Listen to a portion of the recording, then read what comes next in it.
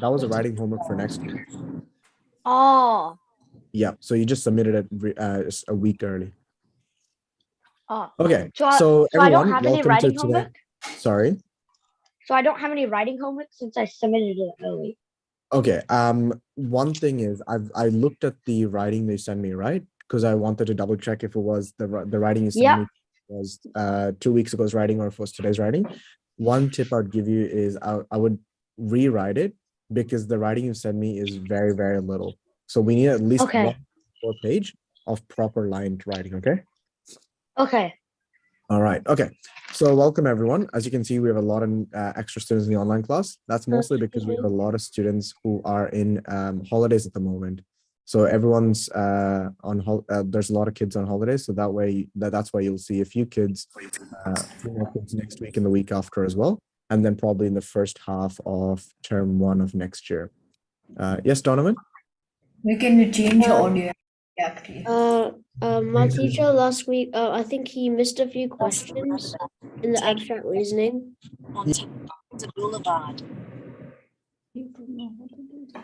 Sorry, Donovan. So the abstract reasoning questions, you didn't get to go through all of them, is that right? Yeah. Yep. Unfortunately, because today's creative writing and maths, we can't go through it. But what I would recommend is ask Nisani on your Zoom class on Sunday, and she'll go through any questions you want, okay? Okay. Yeah. So today's lesson is basically this week's normal tutoring lesson. It's not the question and answer session, but then we do have that on Sunday, and you can ask any questions you have then, okay? Okay. All right. We have another special person with us today. His name is Ravi. So Ravi's joining us all the way from Calgary, is that right? Yeah, that's right. Yeah. So Ravi's possibly a new tutor at Loyola. So we're currently training him. So he's just going to be sitting in today's lesson, kind of seeing what the lessons are like and everything. And he'll be leaving at about 5 o'clock. But in 2 weeks' time, he might take a lesson with you guys and, you can see how it is. Just don't bully him too much in 2 weeks' time, okay? Don't be too mean. I know you guys like to be mean to me, but be nice to Ravi, okay? Yeah, right. Okay, awesome. Okay, so today, what I want to do is I want to go through your. So there's 2 things I want to go through. 2 weeks' time, he might take. There's 2 things I want to go through. The first thing we're going to do is maths, and then I'm sorry. The first thing we're going to do is creative writing, and the next thing we want to go through is, maths. So the first thing with your English, I've marked a few students. So the students, as I mentioned, who send me their writing and I've marked is Ayan, Fatima, Abimel. I couldn't get to do Sparsh, as I mentioned, because the email got lost in the inbox. And I think I've sent it, and Ichin. And I think Shamaliz as well. So those are the writings I got. I didn't get anyone. If anyone else did was in the 2 weeks ago in Me. I haven't got your writing, but I think most of you were in the face-to-face classes, so it wouldn't make much of a difference anyways. Okay, after marking those writings, so I take the Sunday morning class and I also take your class, and I took a few other classes this week. From marking a lot of your persuasive writings, I have a few tips I want to give you. The first thing is, once again, think back to the structure of a persuasive writing, right? You have your beginning where you introduce the topic and you talk about, your position, and you give an overview of the different arguments that you have for the persuasive essay, essentially. Next, you have your 3 paragraphs, right? Make sure each paragraph you have your teal structure, or your Oreo structure, where you give your opinion, then you give your reasoning, then you give your evidence, and then you give your opinion again. A lot of you, what I've seen is that did not include any evidence. The evidence does not have to be something real. You can make it up.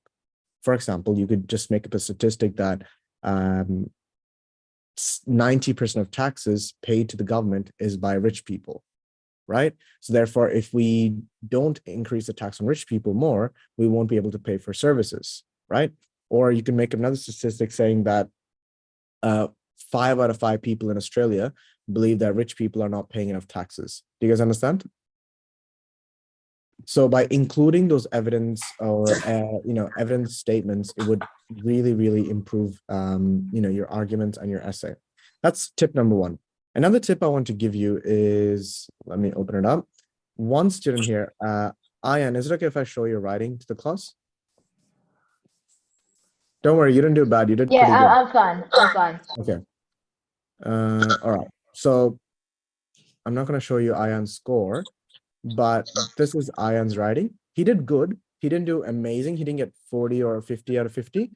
But one thing he did that was very interesting that you guys could copy or you could learn from is everyone wrote a very standard persuasive essay. Ayan decided to make it a news article that was automatically very different from everyone else. Do you see how that's more creative? Yeah. And if the marking key gives you more marks, if you're more creative, then doing things like this will help you stand out. So he still wrote a persuasive text. He wrote it in an article format.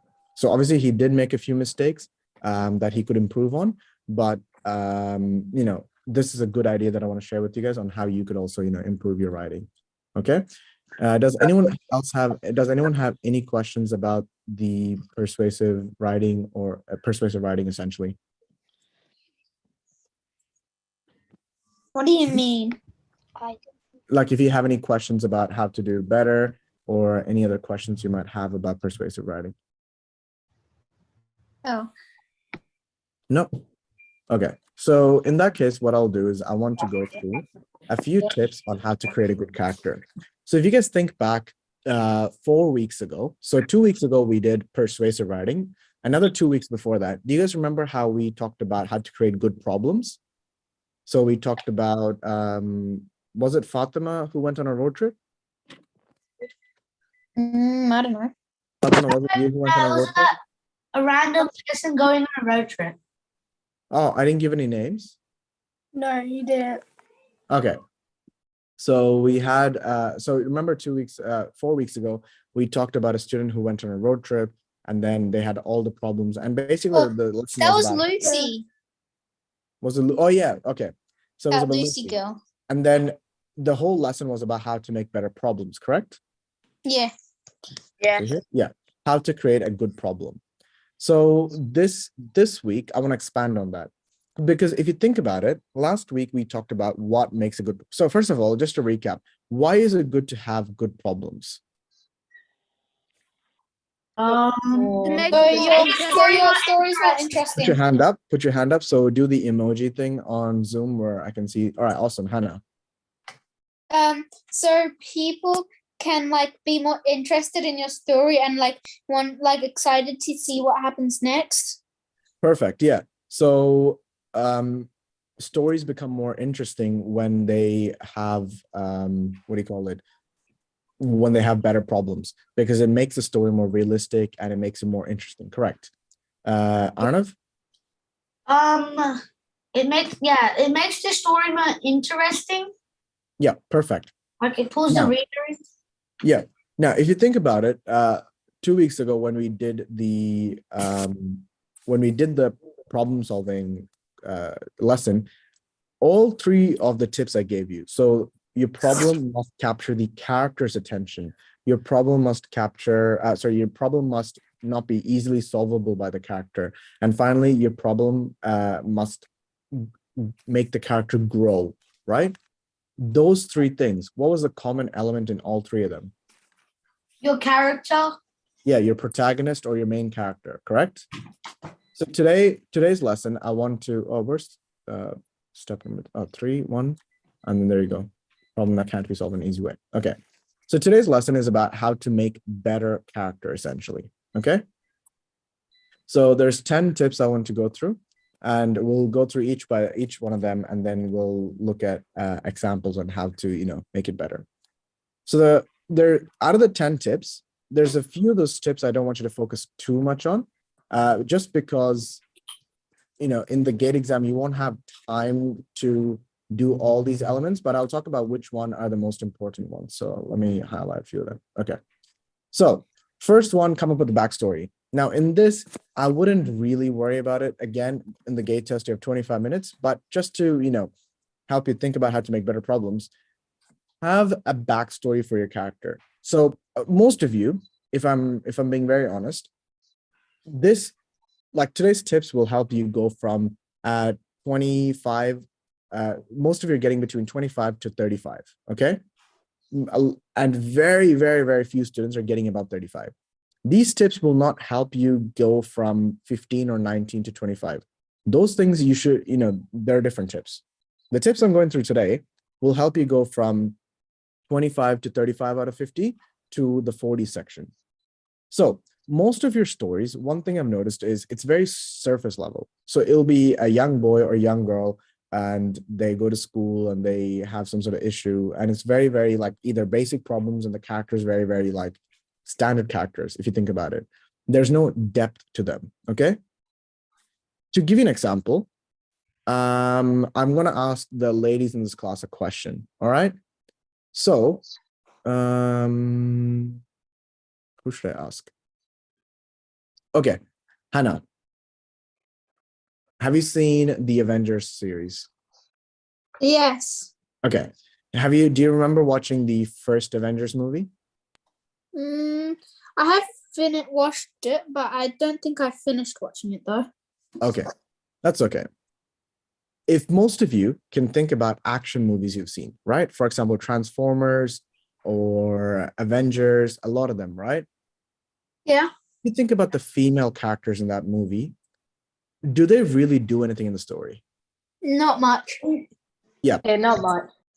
And the thing is, quite often in these stories, these female characters are just superficial, right? There's no depth to them.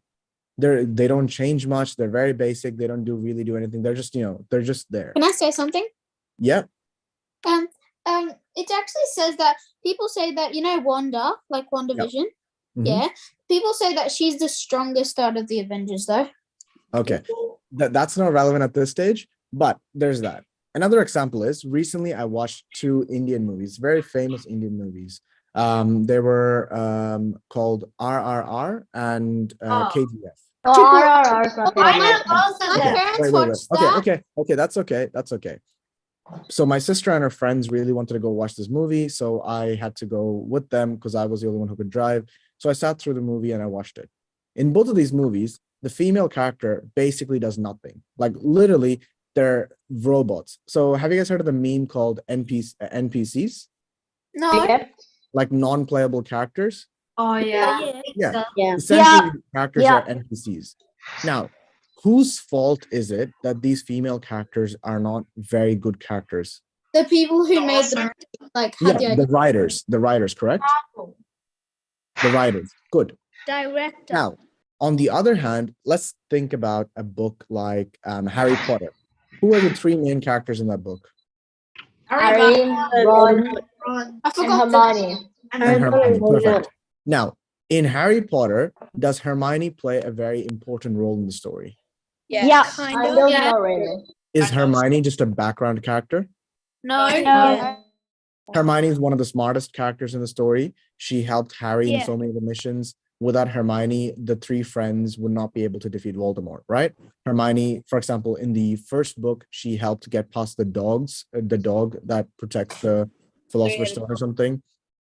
She helped find research about the Philosopher's Stone. In the 4th book, when Harry was doing the Triwizard competition, Hermione helped.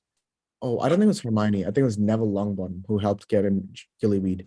But again, back to the very final book, for Harry to find the final Horcrux, one of the final Horcruxes, which was the tiara of the the Hufflepuff lady. Hermione again. Actually, I don't know if it was Hermione. I think it was the other girl, Luna Lovegold. Wasn't it the cup? It was a cup. I don't think it was a tiara. Hufflepuff Tiara was a was cup. Ravenclaw's. Oh, sorry. Okay, yes. The Luna Lovegold, I think, helped find the tiara, correct? Yeah. Good. Yeah. Okay, perfect. So in Harry Potter series, the female characters have some sort of depth to them. Now that's changing. So for example, as Hannah correctly pointed out, if you watch a lot of Disney movies nowadays, they've shifted it such that there's a lot more female-based characters, such as Black Widow, Wanda, She-Hulk, etc., etc. Now, to your stories, what we need to do is we need to create characters that are realistic, that have depth. And one of the ways you can do it is the first tip, which is creating a backstory. You don't have to write a whole, paragraph or a series on it, but think about who your character is, where they're from, what it is that they want. Okay. So for example, if I'm creating, let's just say I'm making a backstory about Donovan. Okay. My backstory for Donovan would be Donovan's actually a superhero that's actually hiding. He has superpowers, and he came from the planet Krypton, and he's living on Earth as a secret. He is coming to the gate classes because he actually doesn't want to be a superhero. He just wants to be a normal boy. And he's living with his mom and dad who don't know that he has superpowers. Are you copywriting from Superman? Sure. What else, Donovan? What else is in your backstory?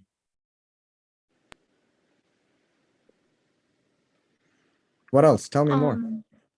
Anything else, Donovan? Anything else in your backstory that we can add? I don't know. No? Mm. Okay, that's pretty much it. So we just have a simple backstory that we know. In the story that we write about Donovan, we don't have to tell his backstory, but by knowing about it, we can help make him do certain things or make him do actions that would seem realistic because we know where he comes from and what his background history is, right? So for example, we know that he has superpowers and we know that he doesn't want to be a superhero, he just wants to be a normal kid. So we can use that in the story. Okay. Next thing is develop a character arc. This is important. So question 1 is not that important just because of the test, the test that you're doing. But tip number 2 is very, very important. Develop a character arc. Does anyone know what a character arc is? No. Okay. A character. I do. Kinda. Sparsh, go for it. Okay, so like a character, say at the start, like there's a villain going around, and near the end, a hero comes out of nowhere and is like, "I'm going to have to throw you in jail, like if you don't become good." And near the end of the No. movie, he becomes good. Unfortunately not. So a character arc is basically when a character evolves. So for example, if you think about the Iron Man series, Iron Man 1, at the beginning of the movie, he is this rich billionaire who doesn't care about anything that he does. Rich. He just parties around, right? He sells weapons to the military. He doesn't care who the weapons are used for. And in the end, he gets trapped in a prison because of that, because of his inventions. Okay, he gets stuck in the prison, and throughout the story, he has to evolve, work together with a different professor, and then build the first Iron Man suit that helps him escape. And then from there onwards, if you go to the very end of the series, Iron Man sacrifices himself so he can save the rest of the universe, right? He went from a very selfish person to a very selfless person. So that's what a character arc is. It's when a character evolves throughout the story. Do you guys understand? Yeah. Yep. Okay. So they Yes. go on this journey that, where they start off with a weakness, and then through the challenges, they evolve, and they become a better person. Oh, so perfect. Look, in this image, it says that the character starts off as selfish and the character ends up as selfless. Another example would be is if a character starts off as lazy, how would they end up? Non-lazy. Yeah, Active. productive. Energetic. Than active, right? If a character starts off as very angry person who picks up fights, how would he end up with? Happy. Yeah, calm and patient. So that's the next tip I'll give you. Are you guys taking notes, by the way? Where's your notebooks at? I'm taking one in my gate. No, come on, take out your notebooks.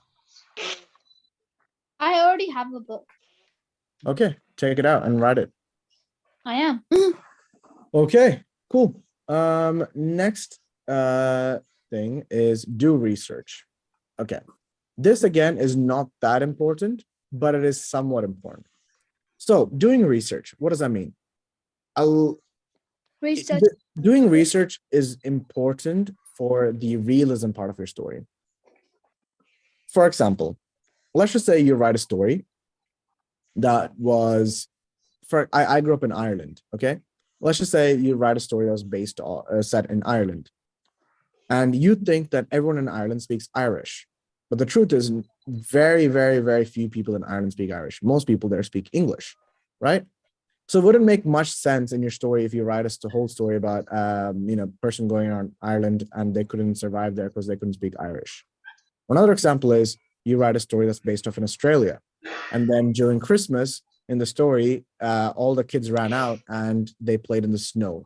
Is that very realistic? No. Why not? Not really. Because doesn't it there's doesn't no snow. snow. Australia. It doesn't snow in Australia. There is in Melbourne. Christmas is in the middle of summer. No place in Australia during Christmas will have snow unless Australia conquers another, Northern European or Antarctica or something like that. But it doesn't snow. So by doing research, what I mean is that if you're writing a story on a certain location or a certain time, make sure you know about that time or location. Otherwise, you could have inconsistency in your story. Do you guys understand? Yeah. Yep. Ratia, your question? Is this just for narrative? Narrative, yes, because we only have characters in stories, right? We don't have it in persuasive writing. Okay, thank you. No worries, Hannah. Is this about the gate? Do they have like a time set for it? Yes, you have 25 minutes. 5 minutes. Okay, I was just about to ask how long it is. Wait, only No worries. 25 minutes? Yep. Okay, that's gonna be hard then. It is going to be hard, yeah. Okay, next, empathize with your characters. So this section basically is very important as well. When you're writing your story, I want you to think about who your characters are, what they want, why they want it, and the decisions they make. Does anyone know what the word empathy mean? I heard of it. Yeah, I've heard of it. Like Okay. sympathy. I do. Actual word empathy, it's very different to the other word sympathy. Sympathy is when, for example, let's just say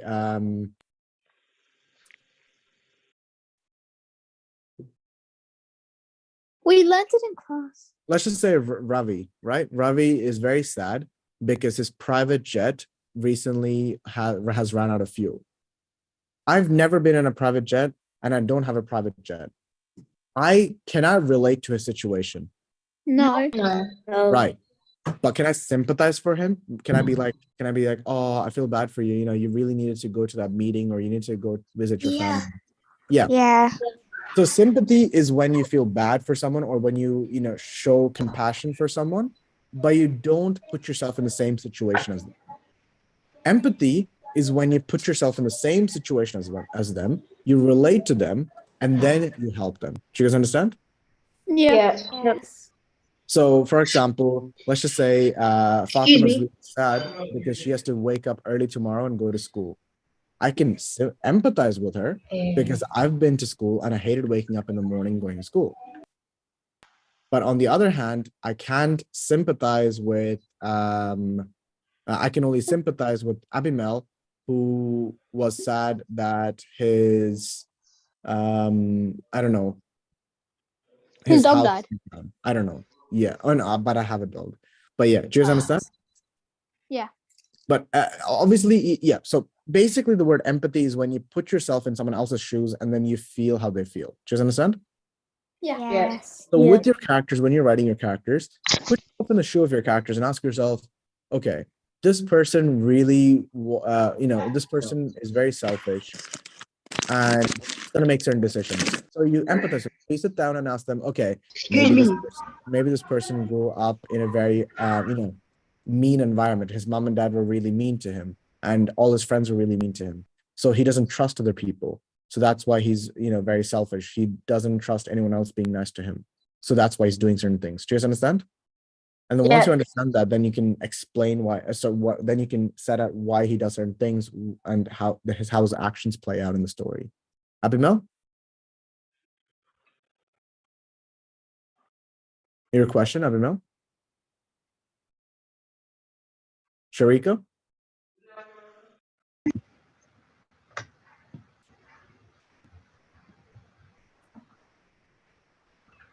Okay. All right. Experiment with different approaches. This is okay, but Okay. Basically, in this situation, what I would take away from it is one. If you normally write a story from a third person point of view, where you'd say, Ian went to the shops and he did this and he did that and that, right? Then try what it is to write a story from the first person point of view. Maybe try out saying, I went to the shops and I saw that and I did this and I did that. Because first person point of view, as you guys know, is through the mind of the character, the main character. And you're able to show certain emotions and certain ideas that you can't do from a third person point of view. Do you guys understand? So experiment with that. Yeah. Another thing is, as it says here, let's see, write about someone entirely through the eyes of their friends or family, such as Malcolm Gladwell. So do a profile of someone where you deliberately never talk to the person that you're profiling. There are plenty of ways to craft some compelling character description. Free yourself up to try new alternatives. Maybe, yeah. So I wouldn't really worry about number 5. I think you guys are not ready for number 5 because mostly you have 25 minutes and you don't have you're not writing a full-fledged novel, so don't worry about 5. 6 is important. Give your characters flaws. This is very, very important. So every character that is a very good character will have flaws, because everyone in this group chat, for example, everyone in the Zoom call, obviously except for me, is flawed, right? Because I'm perfect, correct? Right, I am? That's a joke, by the way. That's a lie. You're lying. That's Okay. Nobody can Wow. be perfect. Yeah, It's yeah. all cat. Yeah. Okay. Thank you. So give your characters flaws. So ask yourself, for example, what might be some of your flaws?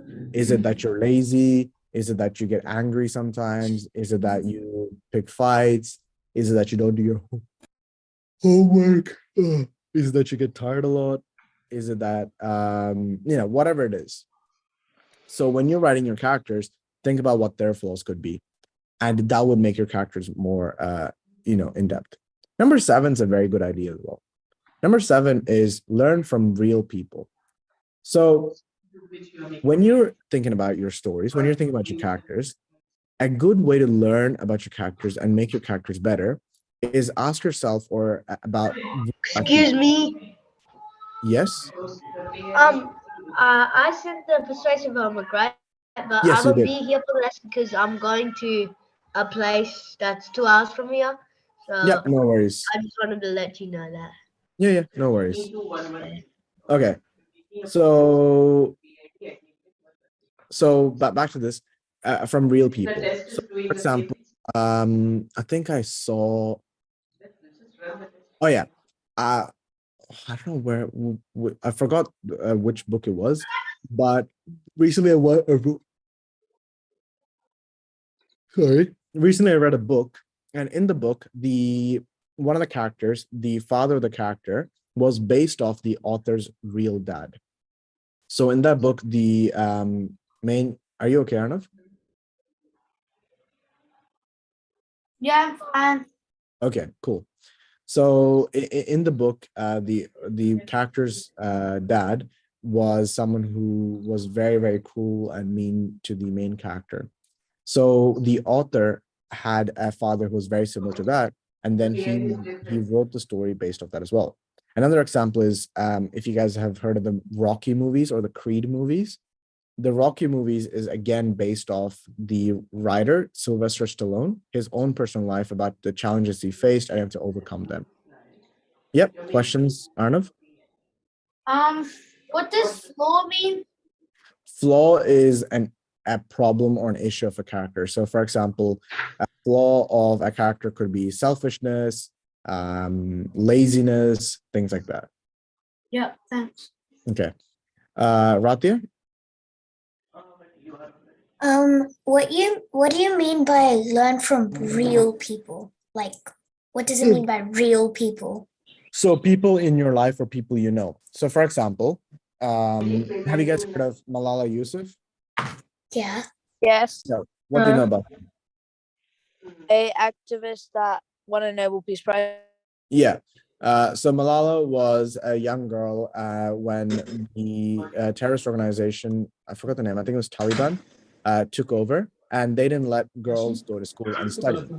Malala stood up for it, and she fought against for the freedom of girls to study, and she won a Nobel Peace Prize. What can you, from this real person, can you write a story? Can you write a story about a character who goes to a school, and they're discriminated based off, for example, the fact that they're disabled? Let's just say it's about a boy who's in a wheelchair, and the school, forces everyone to play sports, but unfortunately, all the sports that they choose is, I don't know, like running sports, and it's unfair for him because he couldn't play. So he asks for the sport to be more inclusive. Do you understand? Or another example is if you write a story and you think about, for example, your best friend. You can think about a problem that your best friend went through and how they overcame it, overcame it.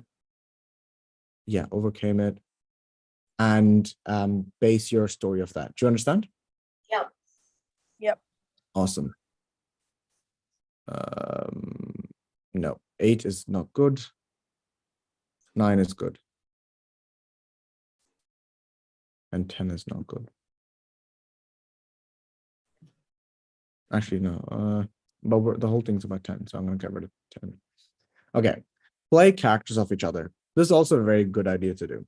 So in your story, if you have multiple characters, a very good idea is, and quite often in most movies and books, most stories, there's a conflict of ideas. One of the best examples that I've seen, and I can remember that most of you might relate to, is Black Panther. Have you guys seen Black Panther? Oh yeah. Yeah. So in Black Panther, you have a king. His name's T'Challa, and he is the leader of this country called Wakanda. And Wakanda is very powerful and very rich, but they hide their richness and their power from the rest of the world because they don't want the other countries to come conquer or steal from them. So the king, T'Challa, takes a very selfish but protective approach to protect his people, right? His cousin, his name is Killmonger. Killmonger, on the other hand, wants to open up the country and open up its wealth so that they can empower other people around the world, so they can help poor people and people who are being discriminated against around the world to fight back and get power. Both of these characters, do they have good intentions? Yes. Yeah. But the problem is you have these two conflicting ideas. One has a good intention to close up the borders. The other has a good intention to open up the borders. And then you have them, come across. Obviously, Killmonger wanted to do a more violent approach, but they both have to fight and then they have to, come to a decision, right? So Killmonger wanted revenge. Yes, Killmonger wanted revenge. Exactly. He wanted So to. in the movie, sorry, Donovan. I don't think he wanted to open up the country. I think he just wanted to kill T'Challa. No. So Killmonger, what he wanted to do was once he became king, right? He took all the vibranium and the weapons, and he wanted to go back to America and give it to all the people in the projects. Oh yeah. Yeah, but he was not a very good person because he was very violent as well, and it wasn't a good way to do. Another example is in America. Have you guys heard of this guy, Martin Luther King? Yes. Yeah. He was a freedom Yes. fighter. He wanted to end the discrimination of African Americans in America. Basically, before that time, there's this thing called segregation. So, for example, African American people could not drink water from the same fountain as white people in America. They couldn't go to the same restaurants, use the same toilets, get the same jobs, go to the same schools, things like that. But he did it inspired by Gandhi from India. He wanted to do a peaceful approach. He did peaceful protests. The other leader at that time was called Malcolm X. Malcolm X was also a freedom fighter, also a very famous person, but he wanted to fight against the power. He wanted to use violence to get equality. Both of them, did they want a good thing? Yeah. Yes. But do you see Yes. how they both have very different approaches? One wants it in peace and one wants it in violence. Do you understand? Yeah. Yes. So Yeah. that's an example of characters that play off each other, but the best way to do it is where both characters have good intentions, but both their methods will not work out. So they both fight it out and see which one wins. Do you guys understand? Yeah.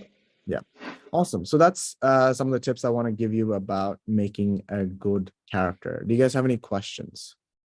No. No. No questions? No. 7 and 8? There you go. So there's a few changes I need to do. So one, I'm gonna get rid of this in the future. So this should be 1. This should be 1. This should be 2. Actually, get rid of that. 2.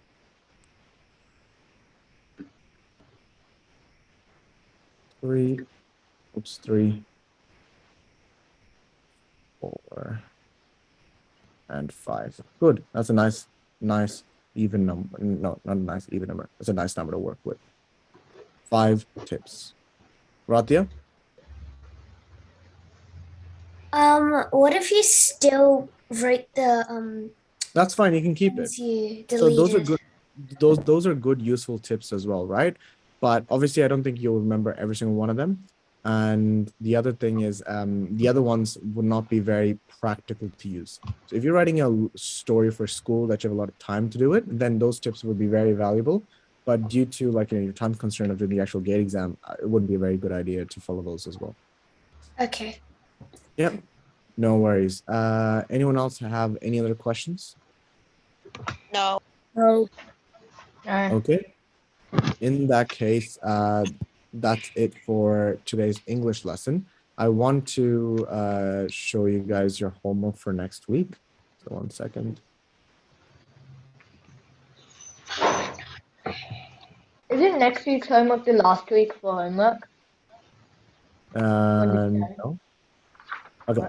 So this is the writing topic for next week. So this image, and then the writing topic is, how will you change the world? So to give you a bit of understanding about the topic, computing power has doubled every 18 months, right? So have you guys heard about most of you have more computing power on your Apple Watches than the spaceship that went to the moon, right? And the thing about doubling is, imagine how powerful computers could be in 10 years, 20 years time. And imagine how many cool things you can do.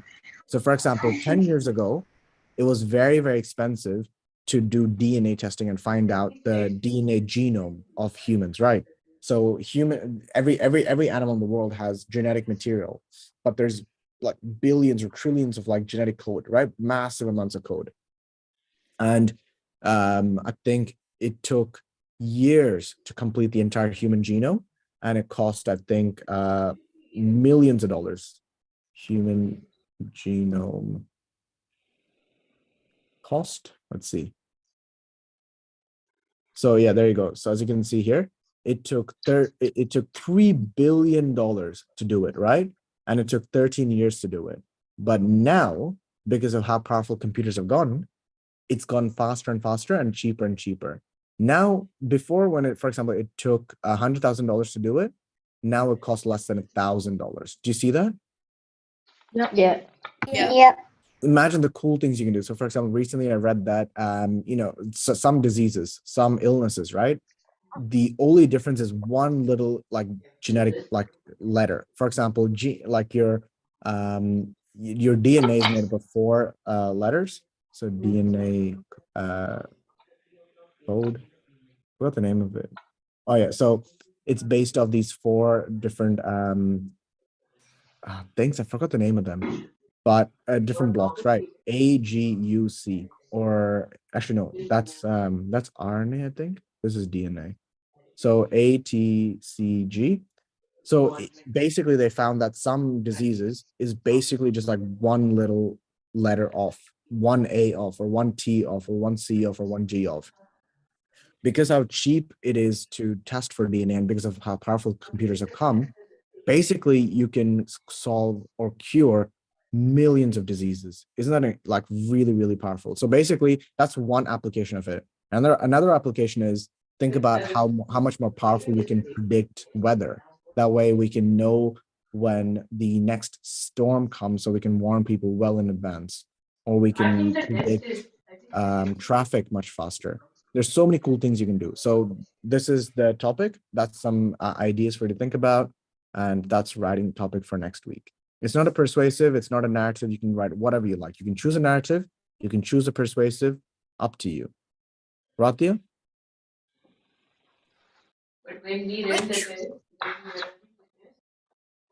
Which week is the writing topic for? So next week. So it's due next week. Okay. But like which week? Like the number? Week 8. Thank you. Yep. Arnav? So are we still doing we have to pay, like, if we pay taxes for rich people more? No. You've already sent that in, right? Yeah. Well, I haven't got yours, Arnav, but that Yeah. was due last week. Donovan? What, this is a question. What time's the Sunday answering class? Yep, that's from 5 to 6 o'clock. Okay. 5 p.m. to 6 p.m. Ratia?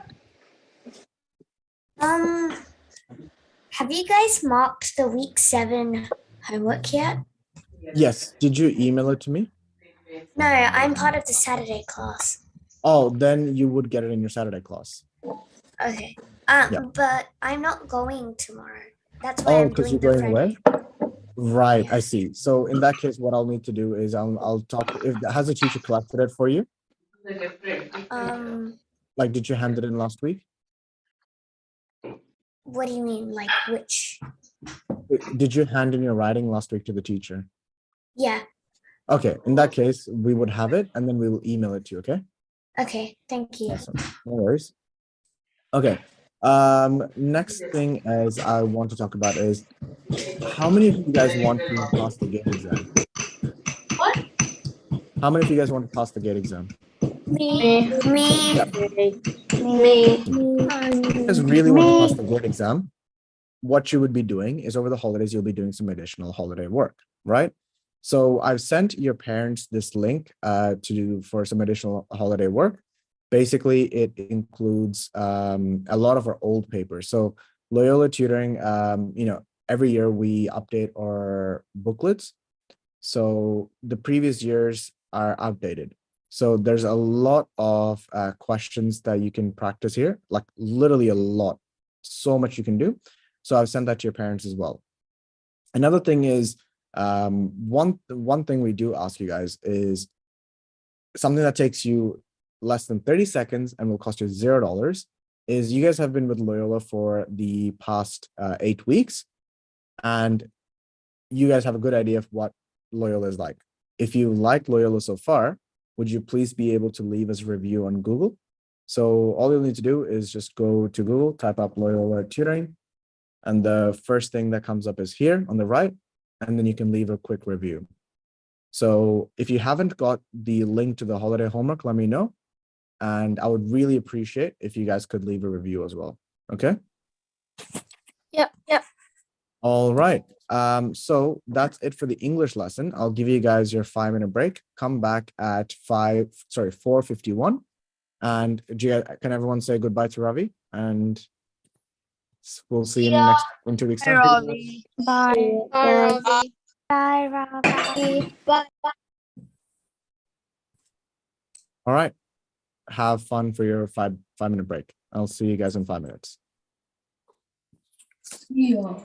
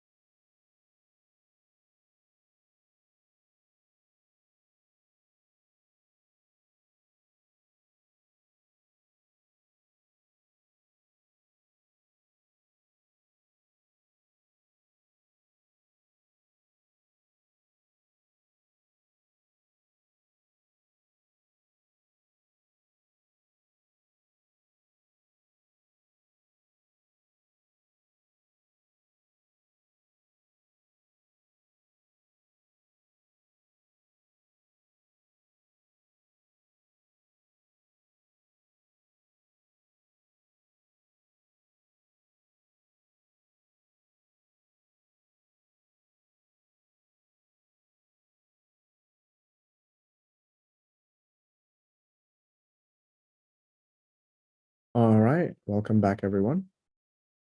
Let's get started with maths. Hello.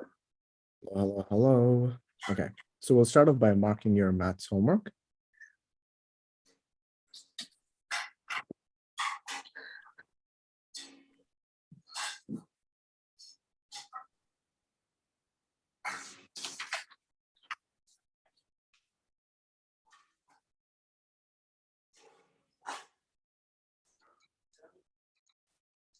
All right, so I'll give you guys a few minutes to mark your maths and then we'll go through the questions, okay? Sounds good? Yeah. Yeah.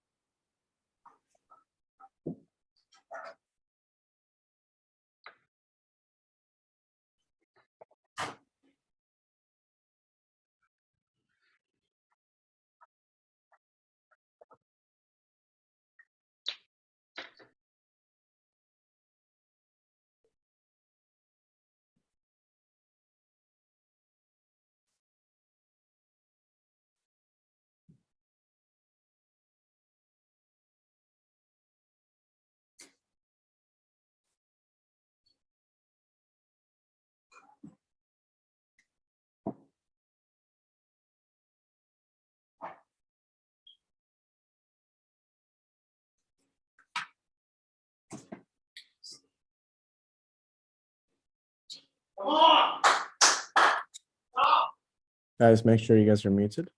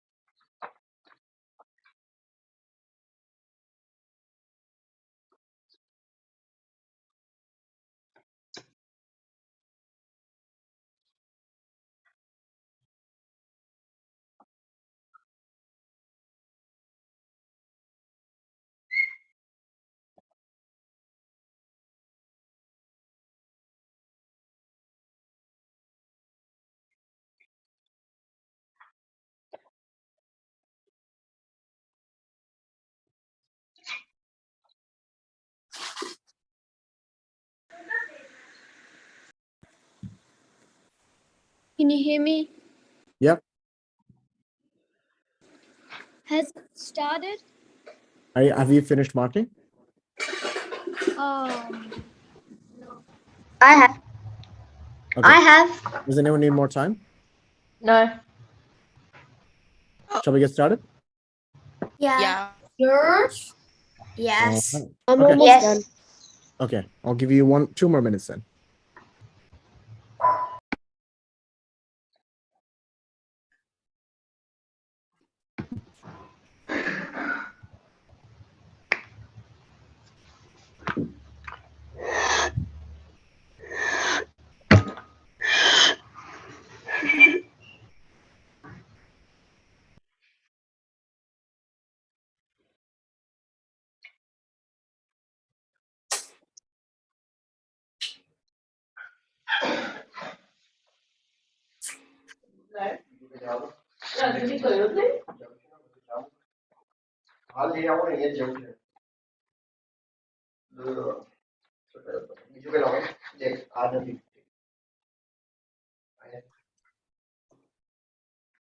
Okay. All right. Let's get started.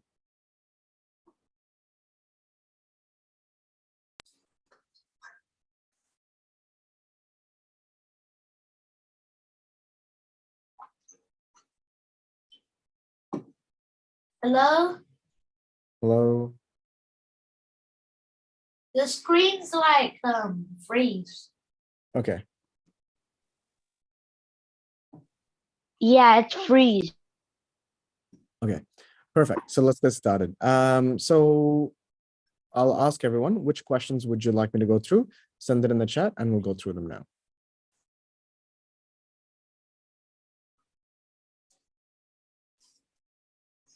So whichever questions you'd like to go through, send it in the chat.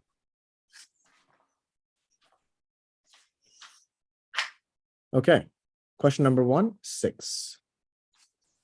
Good job, Harinesh. Harinesh got 24 out of 24. Good job, man. Okay. Question number 6. Okay. 1 second. Let me grab my iPad and then that way I can visualize, help show you guys the working out as well.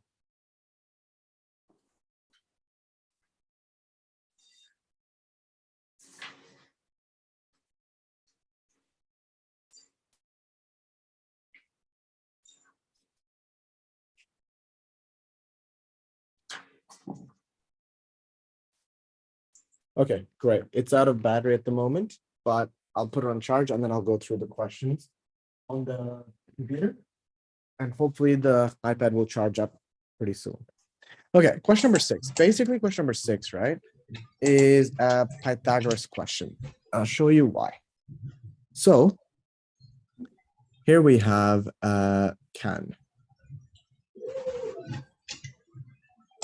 So here we have a can. And there you go. Just imagine this is a little can.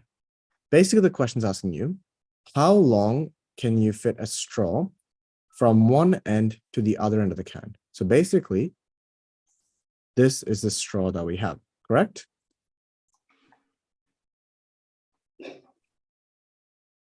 Yeah. Hello? Yeah. Yeah. Perfect. So here's the thing. If I were to redraw it here,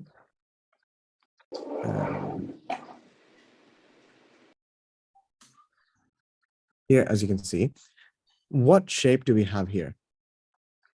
Triangle. Yeah. So we have a right angle triangle, correct?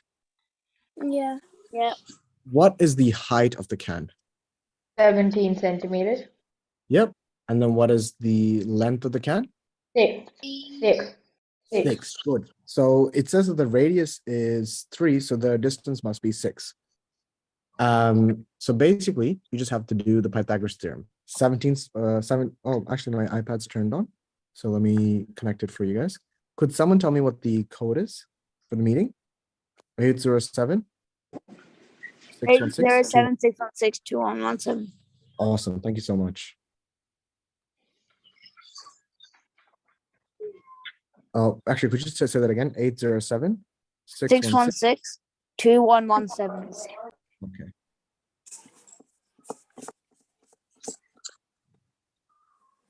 All right.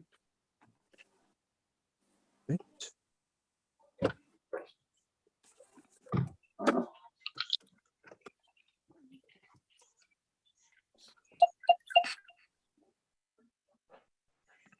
Okay, perfect. Can you guys see my screen now?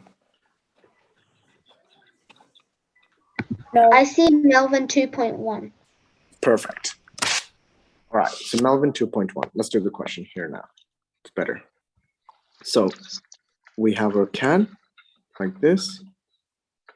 And then this is 17, this is 6. So basically, let's do the math. Remember Pythagoras theorem, just revision. A squared plus b squared is equal to c squared. A is 17 squared, b is 6 squared is equal to c squared, correct? Yeah. Yep. All right. Now, what is 17 squared? Can someone tell me? 289. I think I messed that up. I don't think it's 289. Oh, it is 289. Oh, my math is good.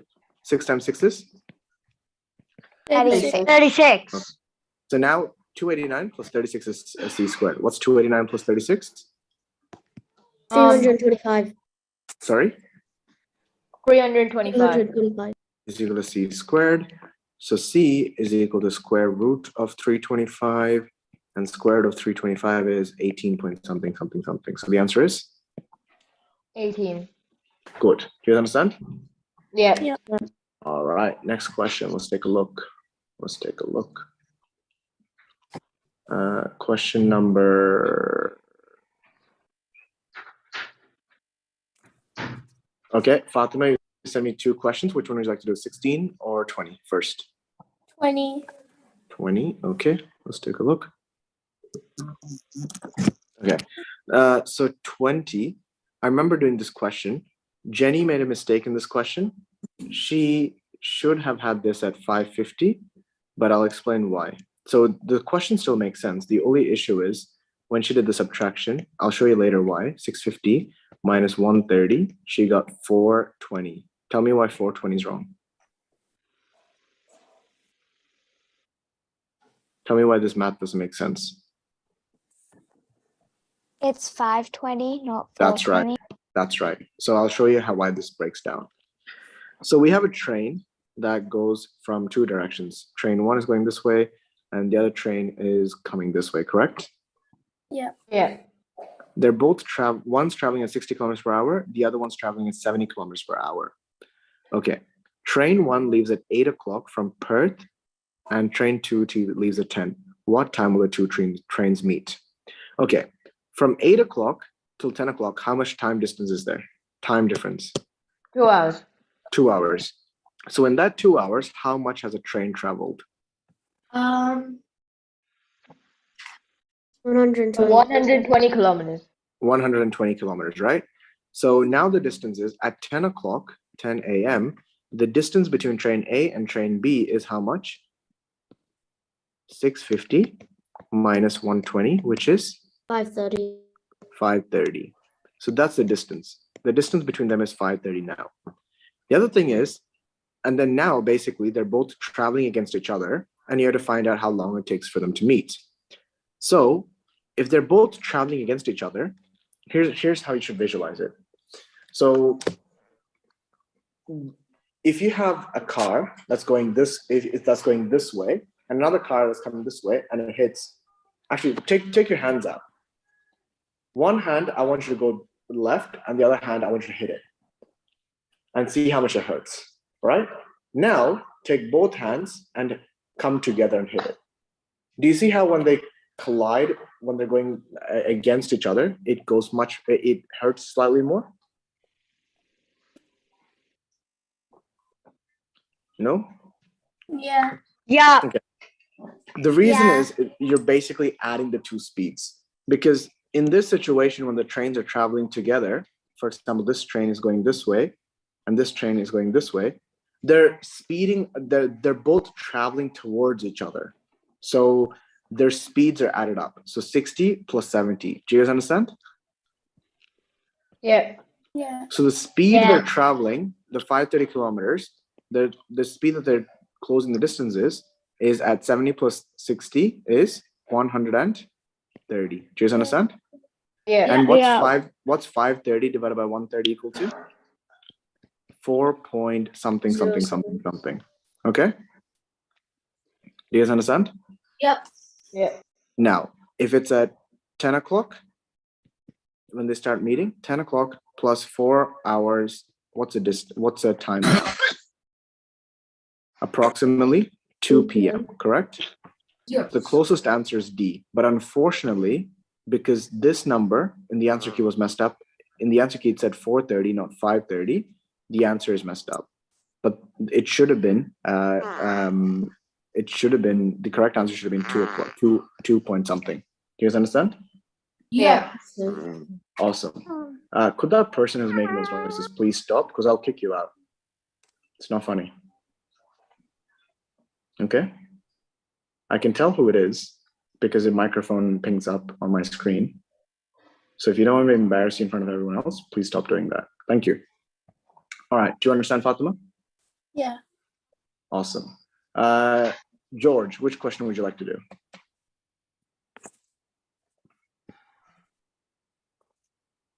$12 or 4? George? 4, please. Okay. I love that. George, good manners. Good on you. Okay. Question number 4. By the way, let me ask you a quick question as a class. Would you like me to read out the question at the beginning of every question, or do you just want me to go through the answer? Go Yeah. through. Good answer. Okay, awesome. Shrestha, what was your question? You have your hand up? Sorry, I accidentally kept it up. Oh, that's okay. Okay, so this formula is that her salary is equal to $600 plus a commission on how much she sells. What her salary for this week was 5,100. So 5,100 is equal to 600 plus 0.0015 V. Again, remember algebra, numbers on one side, letters on the other side. So move the 600 across. The positive 600 becomes 5,100. negative 600. And then you're left with 0.015 V. 5,100 minus 600 is equal to 450, 4,500. 0.015 V. Move this across, and that becomes 4,500 divided by 0.015, and that is equal to V, and V is equal to 300,000. Do you understand, George? Now, Yep. this question could easily be in GATE. The only issue with this question, we should have changed this from last year, is that we should have changed this number here, 0.015V, to 0.5 V, because 0.015 V, it's just a harder math number to work with. So I wouldn't, if I was redesigning this question, I would change that. But this question, the math itself is not too hard. It's just that you need a calculator to do that division part. Do you guys understand? Yeah. So just this part here, you might need a calculator. All right, next question. We have Saina, question number 9. Albus enters a cave upon which a warlock is waiting for him. The warlock gives Albus a question. He tells Albus that A plus B is equal to 34, A plus C is equal to 27, and B plus C is 21. What are the values of A, B, and C, respectively? Okay, A plus B is equal to 34, A plus C is equal to 27, and B plus C is equal to 21. Okay, to solve this, basically, what you need to do is get rid of some of the variables, okay? So actually, I'm gonna rewrite this and bring this across. Oops. I'm gonna bring this to the side. and I'm gonna rewrite it. So I'm gonna rewrite this in these formulas into a different manner. So I'm gonna write it as A is the subject. A is equal to B, sorry, negative, sorry, I'll rewrite it again. 34 minus B. Do you guys understand why this makes sense? Yes. The positive B Yes. becomes negative B. Okay, Yeah. I'm gonna rewrite the next equation as A is equal, sorry, I'm gonna go back. And then should I do the next one as well like that? Yeah, I'm gonna rewrite this now. And the B, oh, actually, no. I'm gonna rewrite this now. And then I'm going to get rid of this A. And I'm gonna rewrite it as 34 minus B plus C is equal to 27, okay? But this time round, I'm going to get rid of this. I'm gonna make C the subject. So I'm gonna make it as, I'm gonna move this. I'm gonna rewrite this as C is equal to negative 34 positive B positive 27. Do you guys understand what I did there? Yes. Got it?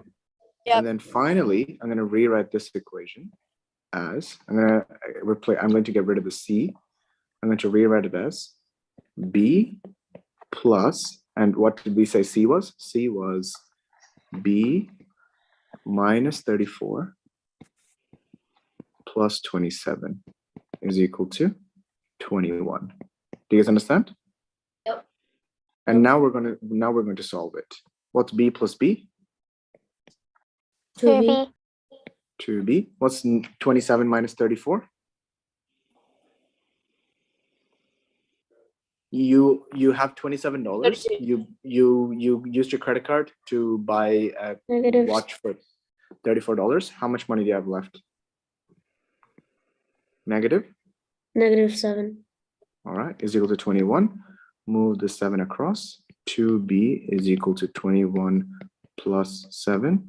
2B is equal to 28. B is equal to 14. Do you guys understand? Yep. Yep.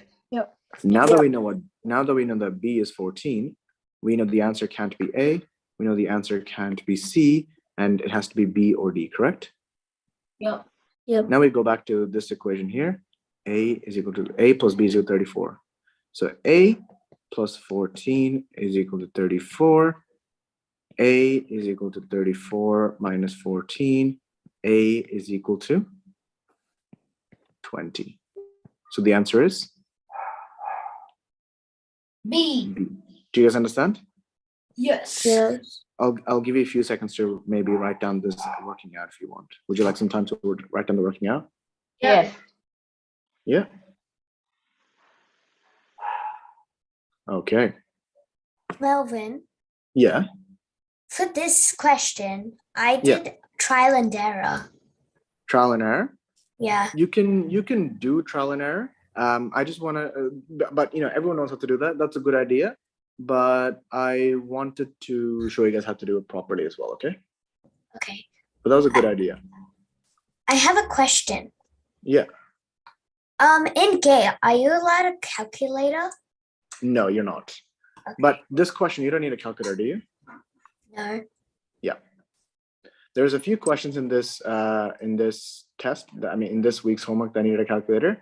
We should have fixed that from last year. Unfortunately, we forgot to do it.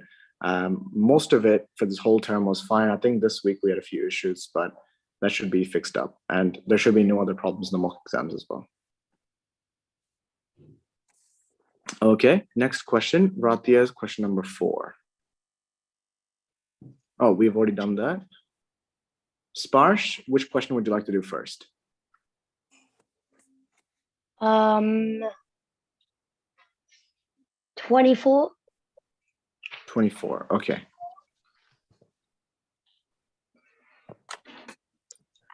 All right, Jeremy went to the stores to buy Christmas presents for his kids. Okay, this question, it's a bit of an annoying question, but it's not too hard. So at the end, he had $8 left. Okay, so at the end, he had $8 left. Now, $8, we know that it is 2/3 of the remaining money, correct? Yeah. So remaining money, so $8 is 2/3. So what's 1/3? $4, right? So Yeah. $8 plus $4 is equal to $12. So he had $12 remaining. But we know that he spent 2/3 of his money at a bookstore. So that means $12 is equal to 1/3 of his total money, correct?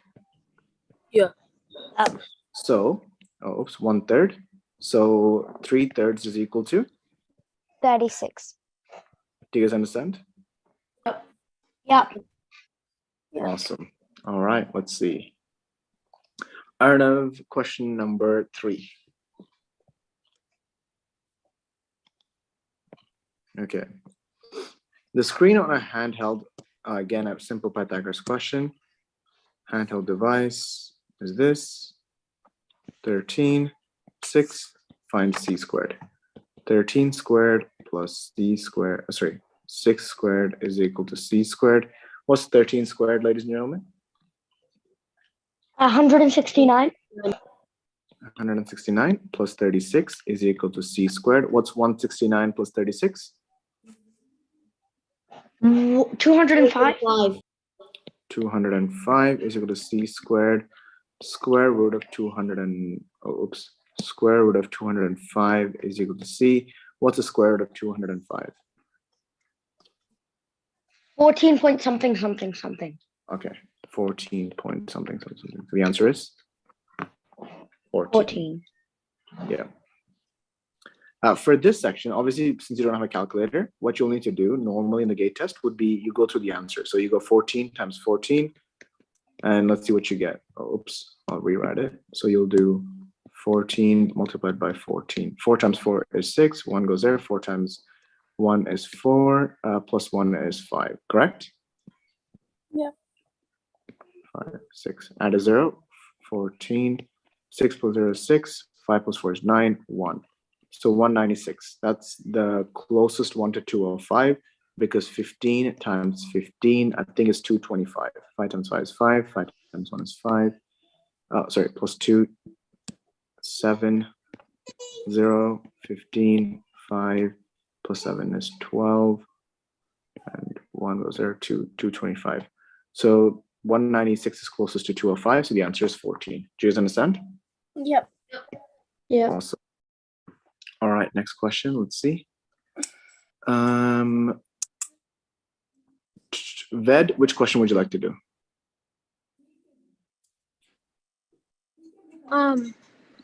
19, please. Okay.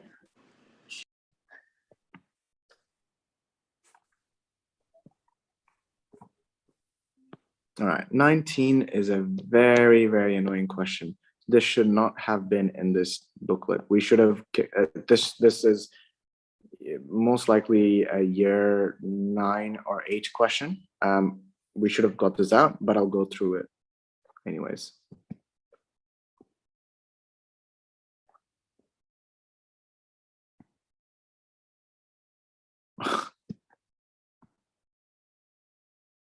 What? Why is it turning around? Okay, so we have a cylinder and the cylinder's height is at 10 centimeters. And that's how much it is filled with water. So what's the volume of that water? 10 multiplied, that's the height. So again, volume of a cylinder is pi r squared multiplied by height. So pi r, the radius of this big cylinder, is half of 10 centimeters, which is 5 times 5 squared times 10. So that is 250 pi. So the volume is 250 pi. I'm not going to multiply by pi. I'm just going to leave it at that, just for simplicity's sake, okay? Next, a smaller solid metal cylinder with a diameter of 4 and a height of 30 is placed in it. So the volume of that one is pi, diameter is 4, so radius is 2 times 2 squared times 30. So that's equal to 2 squared is 4 times 30 is 120. So 120 pi. What is the water level? So you add these two together. So the total volume now becomes 370 pi. And basically the question is asking for the water level or the height. So we know that the equation for volume, if I write the working out here, would you guys understand? Can we see? Yeah, okay, so volume is equal to pi r squared times height. We know that the volume of the combined water is 370 pi. We know that the pi stays the same. The radius for the big tank was 5 squared, and the height we don't know because that's a water level. So 370 pi is equal to 25 pi multiplied by h. Bring this across. 370 pi divided by 25 pi is equal to h. Cancel the pi out, 370 divided by 25 is? 14.8. Sorry? 14.8. Is it 14 point something? Yeah. So the answer is about that much. No, that shouldn't make any sense. It's not 14. Let me do the math. The calculator out. 370 divided by 25. Oh, it is 14.8. Where did I make a mistake? Out of 50 centimeters, water level of 10.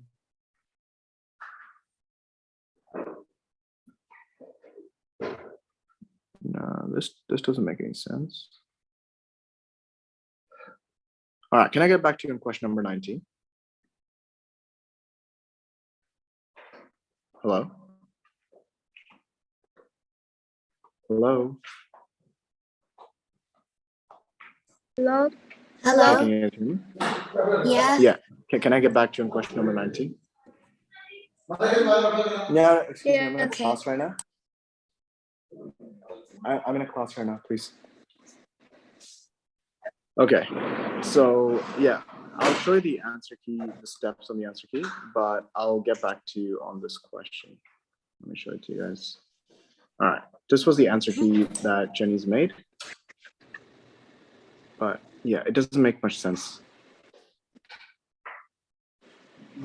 Does not make any sense. Yeah, I'll get back to you on question number 19. Okay, Looks back weird. to next question. Cancel. All right, back to next question. Let's see what we have. Just a heads up, don't worry about question number 19. As I mentioned at the beginning, this question will definitely you'll not get anything as difficult as this in the gate test, and definitely not the same difficult of numbers as well. Yes, Donovan. But I got it correct. Can you please do question 22? Yep. All right. Now that the line runs along, okay. Question number 22, the question makes sense. The answer should have been 5 meters per second, but I'll go through the question. So you have a line that's running along a railroad.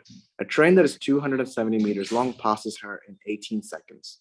The speed of the train is 20 meters per second. What is Nala's speed? So to break this question down, imagine that Nala was standing still, but she's not running still, is she? She's running along the railroad. If she was standing still, how long would it take for a train that is 270 meters long to pass Nala from the beginning to the end? To find it out, you do 18 seconds. distance divided by speed, correct? And the speed was 20. So 270 divided by 20 is how much?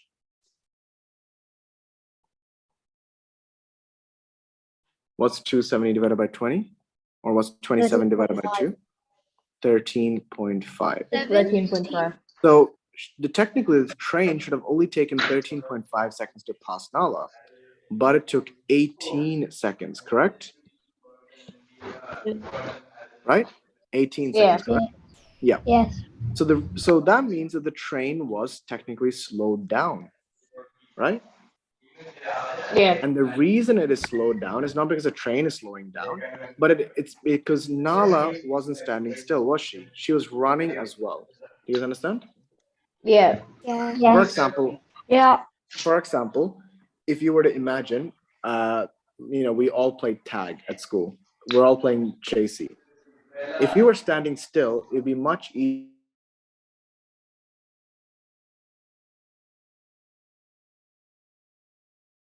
Hello? Hello.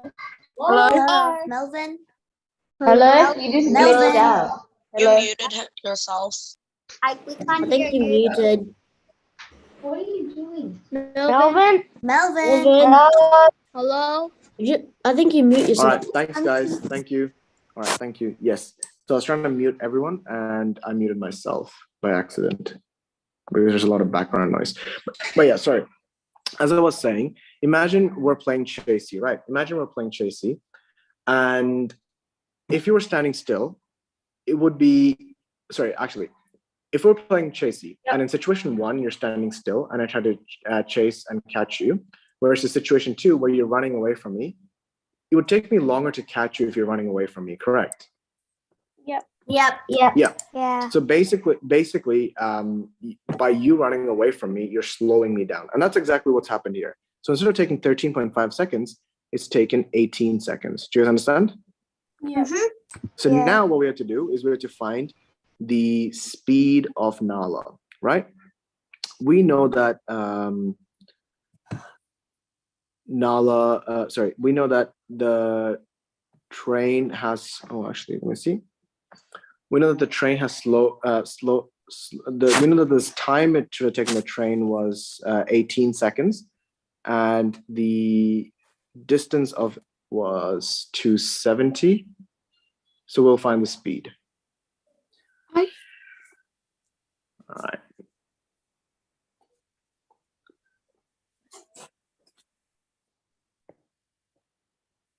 So,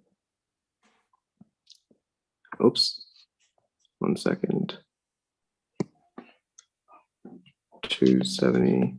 Oops. Excuse me, Melvin. Yeah. I got this answer right because I already knew that 90 meters and 20 meters couldn't have been right since that's the same as the train of the speed and more. And Yep. and 18 seemed like a lot. So that's Yep. why I just chose 10. Yeah, but 10's are not the right answer. So I'll tell you why. So back to the question. So we right now we know the speed, we know the time, and we know the distance, and now we have to find the speed. So wait, actually I think it's something like 270 divided by 13.5. What's that equal to? I think it's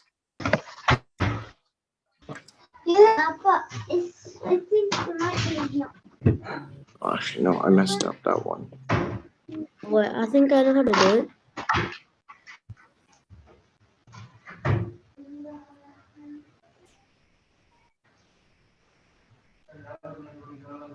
One second. The distance is equal divided by speed is equal to time. Oh, okay. So I'll show you guys here. So remember this equation: distance is speed times time. We know that the distance to cover is 270 meters, but we don't know the speed. We know that the speed is the speed of the train minus the speed of Nala, correct? And we know that the time it took was 18 seconds. So if you break it down, 270 over 20 minus n.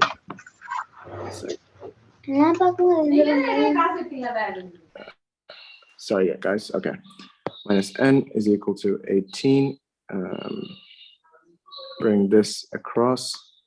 270 is equal to 18 multiplied by 20 minus n. 270 is equal to 118 times 20. 360 minus 18n. Bring the 360 across. 270 minus 360 is equal to minus 18n. This is equal to negative 90 is equal to negative 18n. And then we make them both positive is equal to 18n. 90 divided by 18 is equal to 5 is equal to n is equal to 5.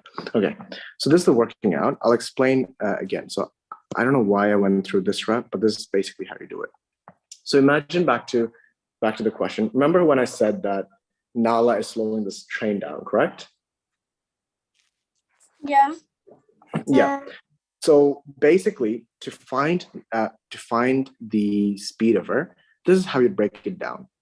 As I mentioned here, distance divided by speed is equal to time, correct? Yeah. Yeah. Yep. What's the distance of the train? 270. The distance of the train was 270 meters, correct? Yeah. All right. The Yep. speed, the speed that they were traveling is, as we mentioned, would be the speed of the train minus speed of Nala. Why are we minusing the speed of Nala? Because Further Nala distance. slows down the train. Yeah, because Nala is running away from the train, right? Do you What's understand? running away from the train? It's just a question. Oh, She's okay. running away from the train, so it's subtracting it. And we know that the time it took to cross was 18 seconds, correct? Mhm. So this is our Yep. equation, and then you solve it out. So you bring the t minus n across. So t, we know that the speed of the train was 20. So 20 minus n is this, 20 minus n is the speed.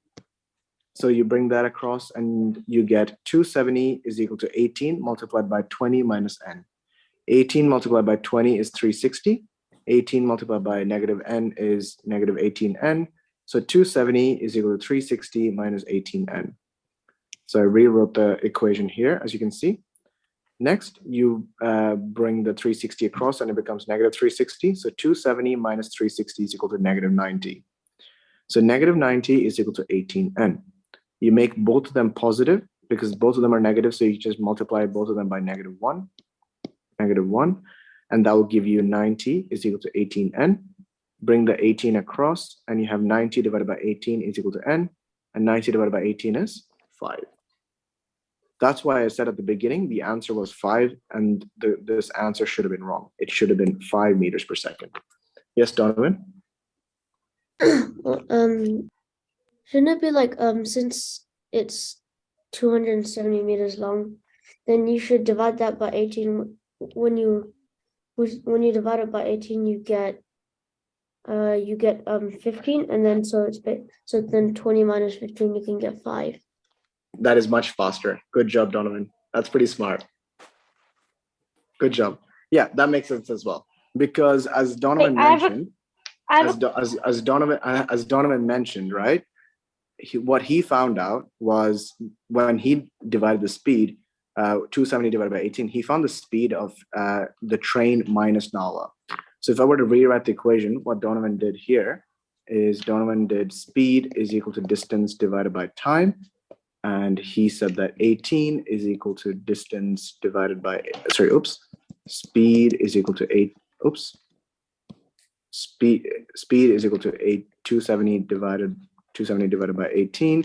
And he said that speed was equal to 15 meters per second, right? Yeah. And then the speed of the train was 20. So he saw that Nala was running 5 meters per second. So it slowed him down. Do you understand? Yep. All right. Next question. Let's see.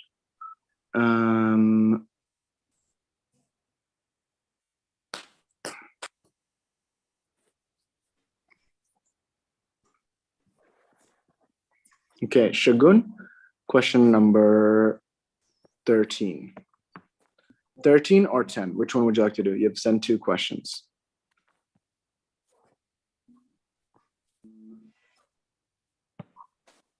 Yep. Hello? Okay, I'll just choose 10. So the diameter of the circles is 6 centimeters. So that means the radius is question 3, number right? 13. 13 or 10? Which one would you like to do? You have to send 2 questions. Someone's watching the live YouTube video. Could you make sure you're muted? Thank you. Okay, so the radius is 3. Okay, I'll just choose 10.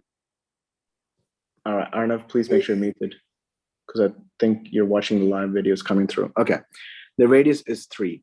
Basically, to find the area in purple, all you have to do is find the area of the square, and subtract 4 of the circles.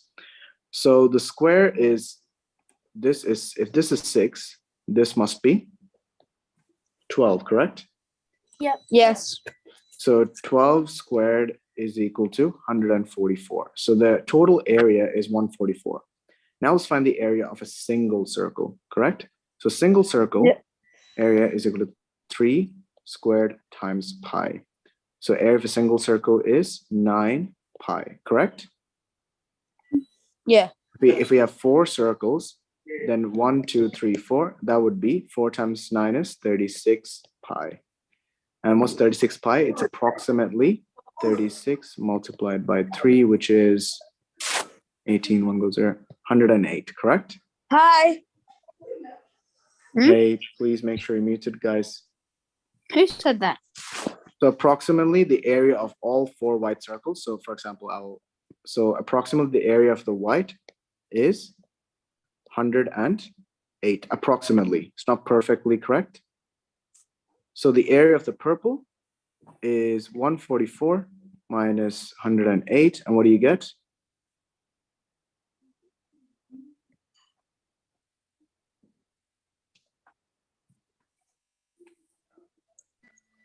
A. 30.90. Is it 30.90? Yeah. I think so.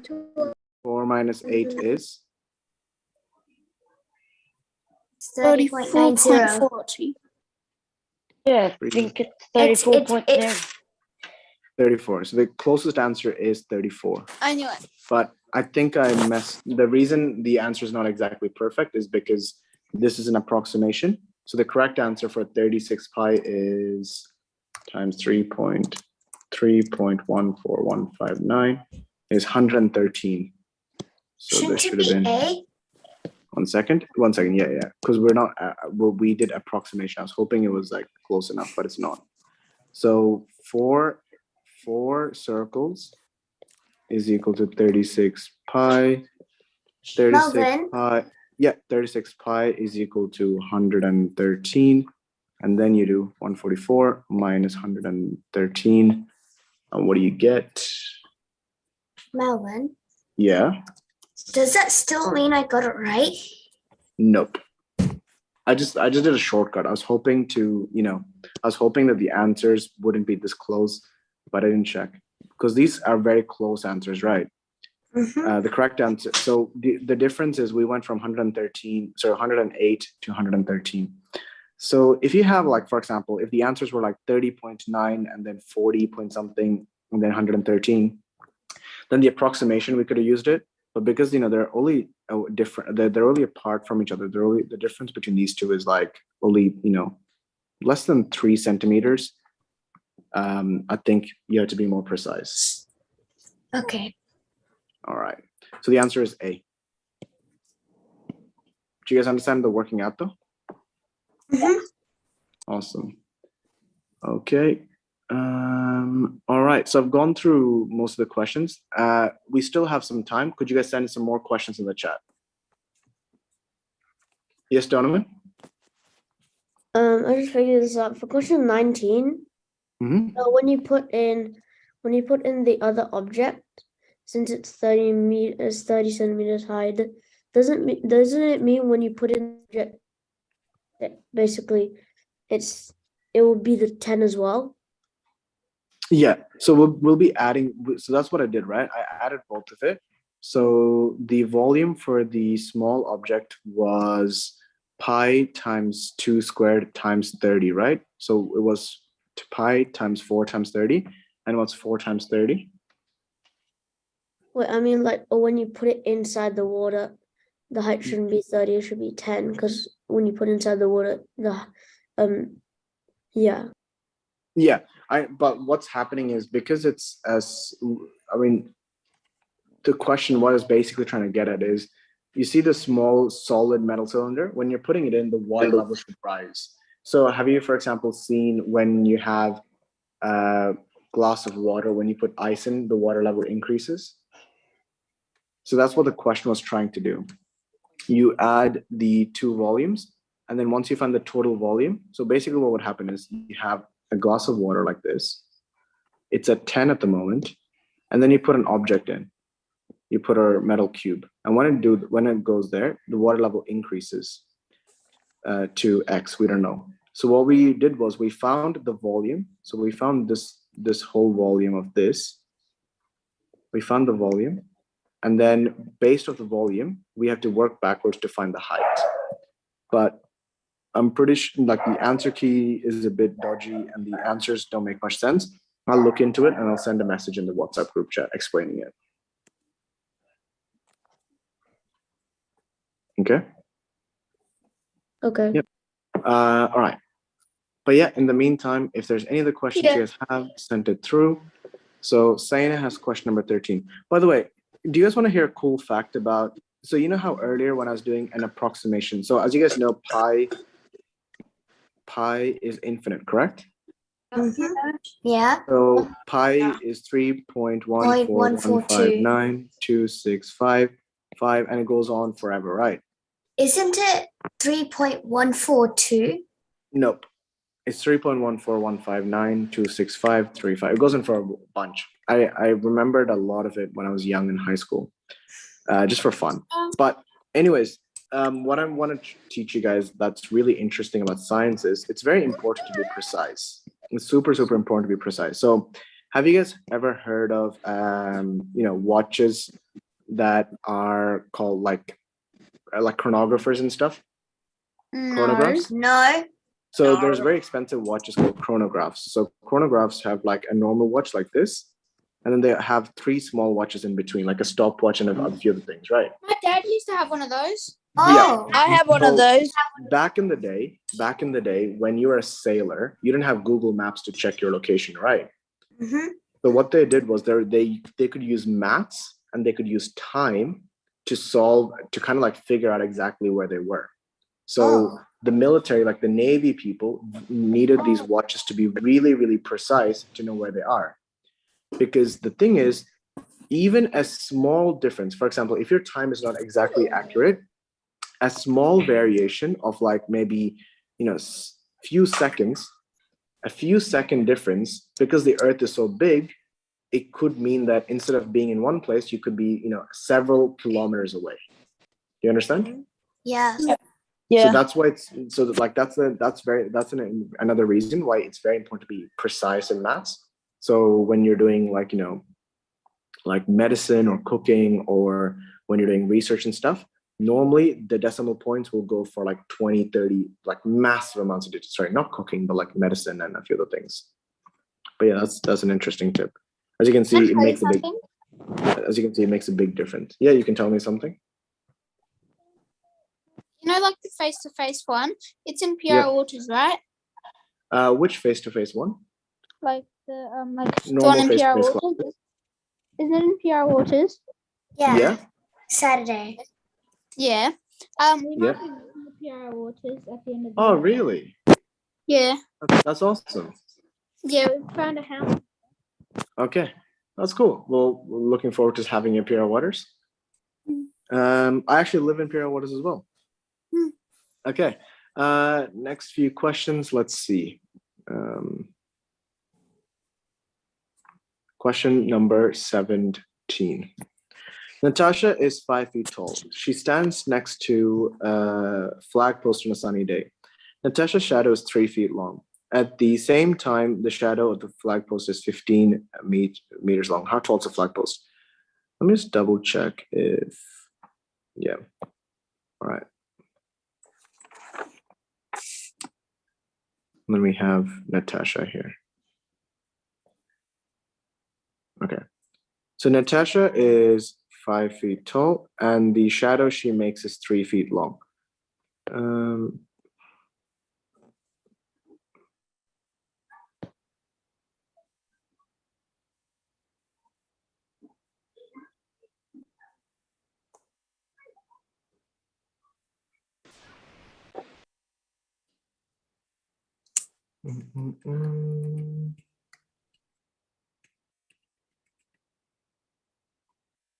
Let's see.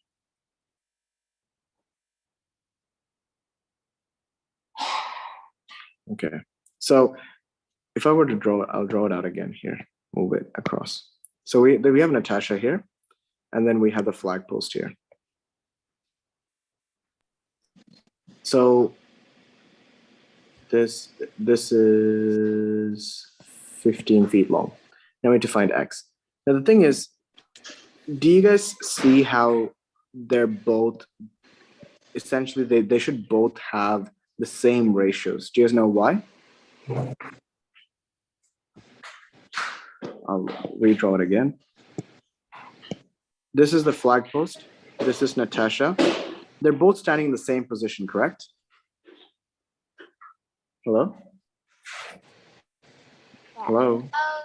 Yes. Yeah. Yep. Yes. And the sun is not moving because they're both in the same position. Correct. So 5 and 3. So basically, the how much the shadow Natasha the length of the shadow that Natasha casts should have the same proportion as the shadow that the flag post casts. Do you guys understand? Oops. So what that means is that Yes. the I Natasha's understand. height divided by Natasha's shadow should be the same as the flag post height divided by the flag post shadow. Do you guys understand? Do you guys understand? Yep. Yep.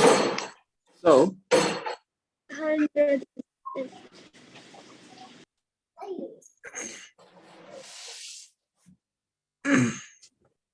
actually, sorry, it should be the other way around. Oops.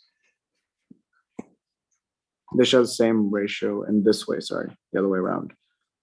It should have been Natasha's height. Oops. The flag's height divided by Natasha's height. 1 second, guys.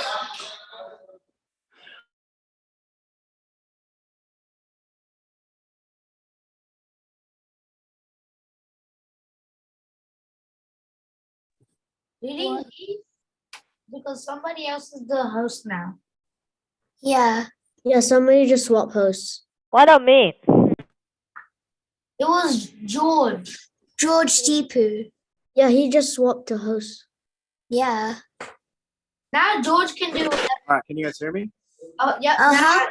Hello? Yeah. Okay, sorry. Yeah. I have family around. They're just talking a lot. Okay, so I'll get back to this. Oops. Where was we? Where was I? So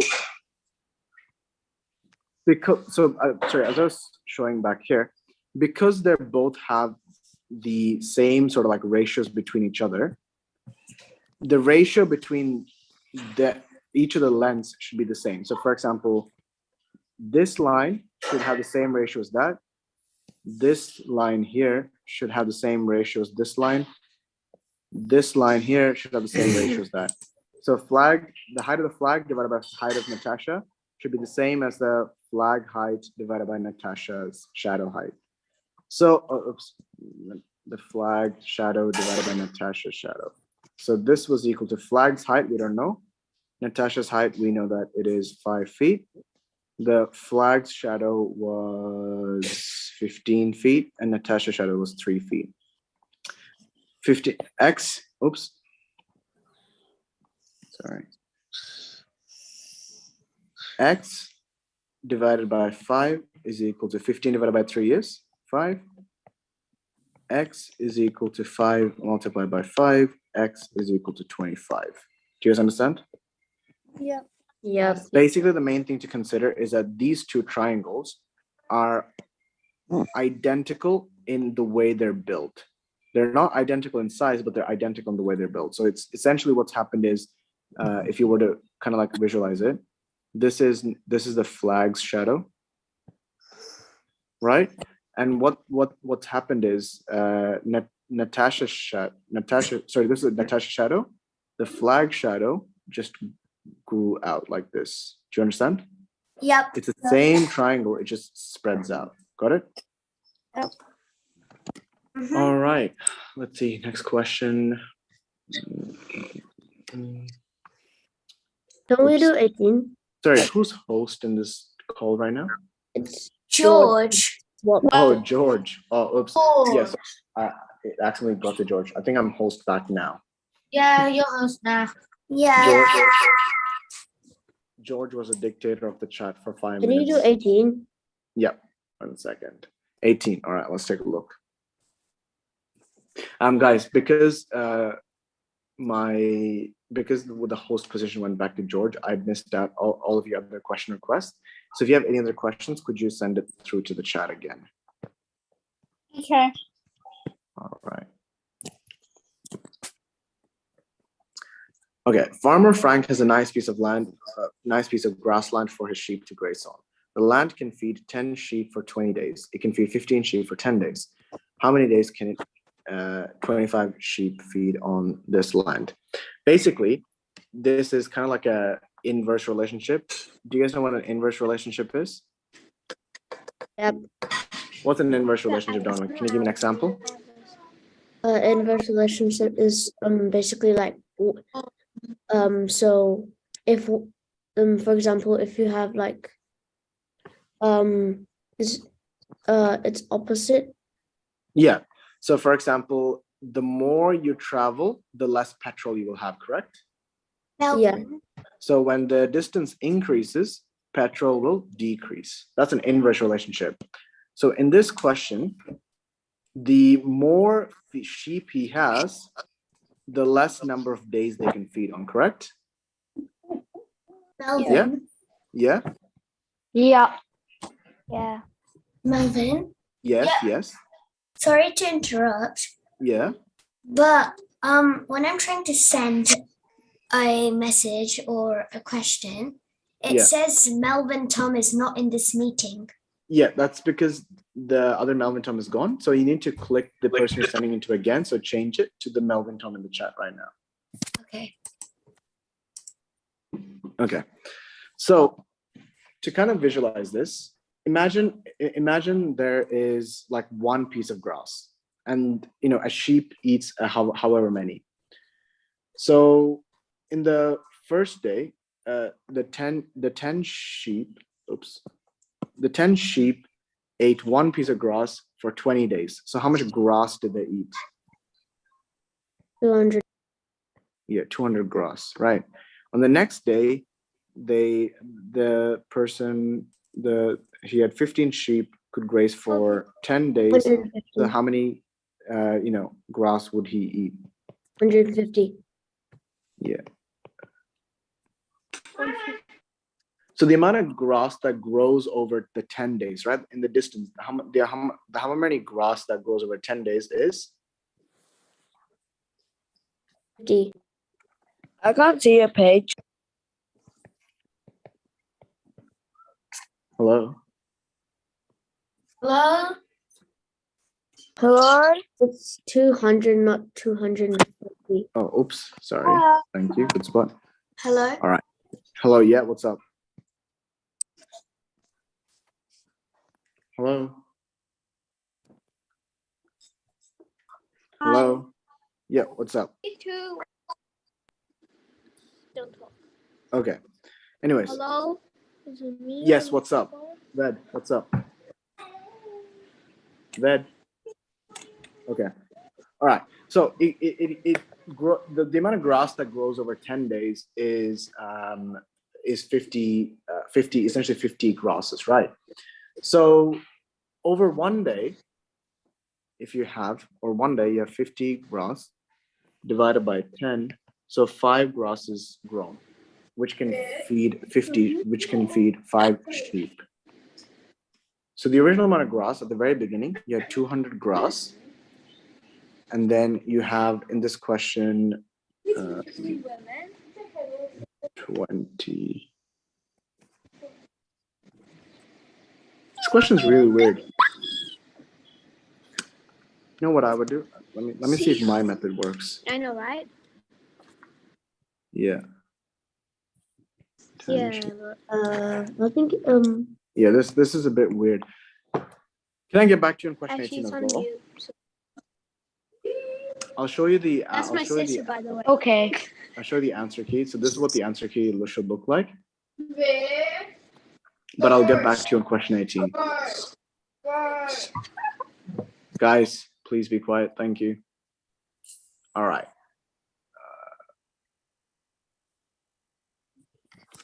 Next question. Let's see. I think you need to find the initial amount of grass. How much there is. The initial amount of grass was 200. So here, you can see here, the original amount of grass is, wasn't it 200? Yeah. I thought the initial amount of grass was. Almost 200. It's positive. Oh. Okay. I'll get back to you guys on question 18, or I'll get Jenny to make an explanation of it, because Jenny's the one who made the answer key. I'll get her to make it for you guys. Yeah. Next question. Sorry? Yep. Yep. Question 9, we've gone through it already, Hannah, here. Okay. All right. Okay. Can you guys see my screen now? Yep. Yes. Yes. Yeah. Next. Yes, sir. Okay. Yes, Next sir. question. Okay. Next question number 16. Question number 16. A fruit basket contains the same number of apples and pears. If Tony eats 5 apples and 1 pear, there will be twice as many pears as apples. How many pears remain in the basket? So at the beginning, we know that they have the same amount of apples and pears, correct? Yeah. We just say All apples right. is equal to pears. All right, that was your last warning. I will kick the next person out who continues to make the noise. So as of now, I can see that it's all right. Bed, you're going to the group into the waiting room, and I'll get a letter home for disturbing the class. All right. As I mentioned, guys, you're here to have fun and to study, but if you disrupt the class for everyone else, you'll be kicked out. A fruit basket contains the same number of apples and pears.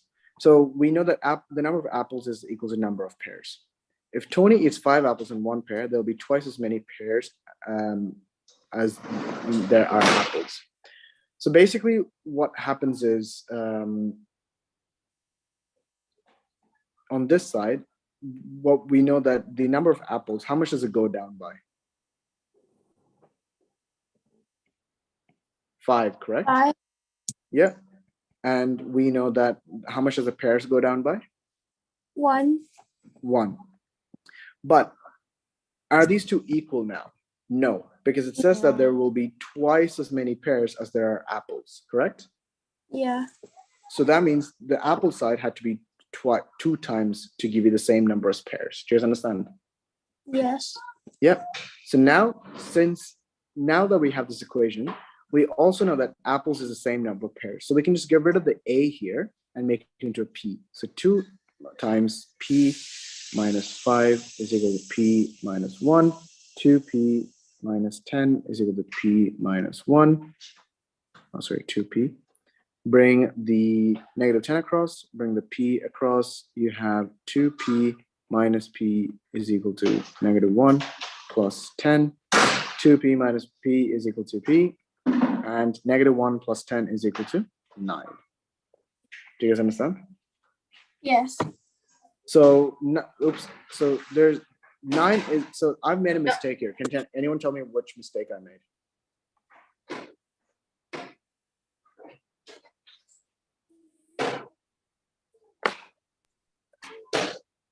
Hello? I have no clue. Yeah. All right. The mistake I made is I have found how many pairs there were in the beginning. So there was 9 pairs, but he's eaten 1 pair. So now the remaining answer is 8.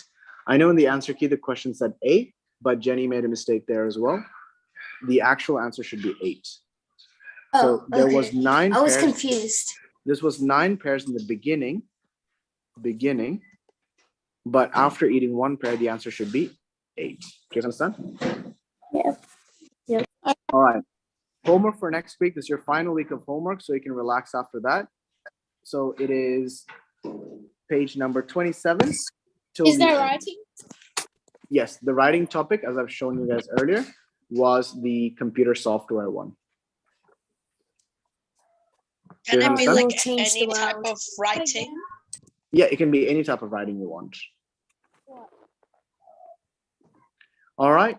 Thank you for coming, guys. I'll see you guys next week. Right. Bye. Bye. Bye. Bye.